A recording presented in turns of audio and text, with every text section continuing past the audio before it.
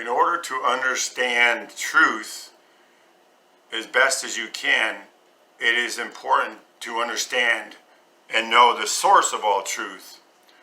And that is why we focus so much here on the person of our God. The person of our God, our Creator, is the source of all truth. He's the source of everything.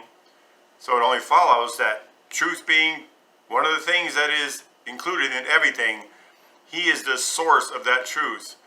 So the more you get to know the source of truth, the more you're even able to know the truth. John wrote in the book of 1 John about that source. He included it in his gospel when Jesus said, "I am the way, the truth, and the life."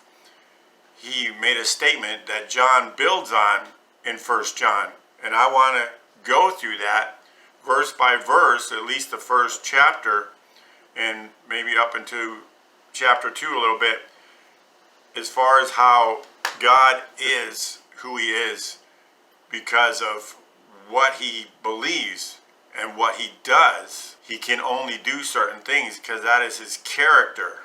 That said, 1 John 1 verse 1 says, "That which was from the beginning," and just, I really want to break this down, that which was from the beginning.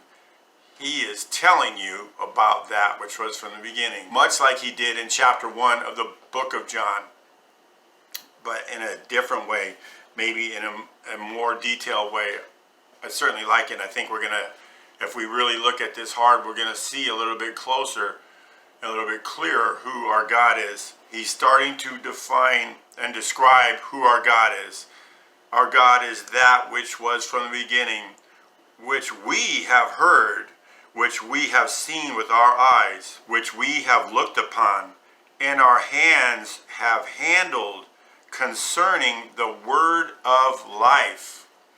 Now you might wonder why, after he said, which we have heard, which we have seen with our eyes, which we have looked upon. I'm just going to go to that real quick where I have the definitions, because there are two different meanings there.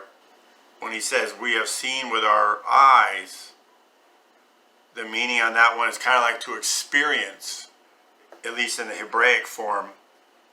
And John was a Hebrew.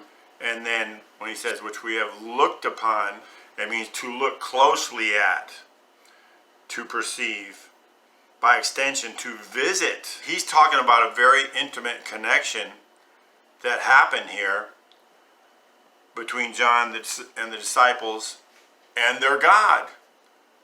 Their God was someone they heard. They heard the voice of their God. They saw Him, as in they experienced Him, and they looked closely at who He is, and they touched Him. They handled Him with their hands, not like for inspection, but they did touch Him. They were around Him. They touched Him. The word of life. The word of life is our God, as John made clear in John chapter 1. In the beginning was the Word, and the Word was with God, and the Word was God. God manifested in the flesh, and we beheld His glory. Verse 2.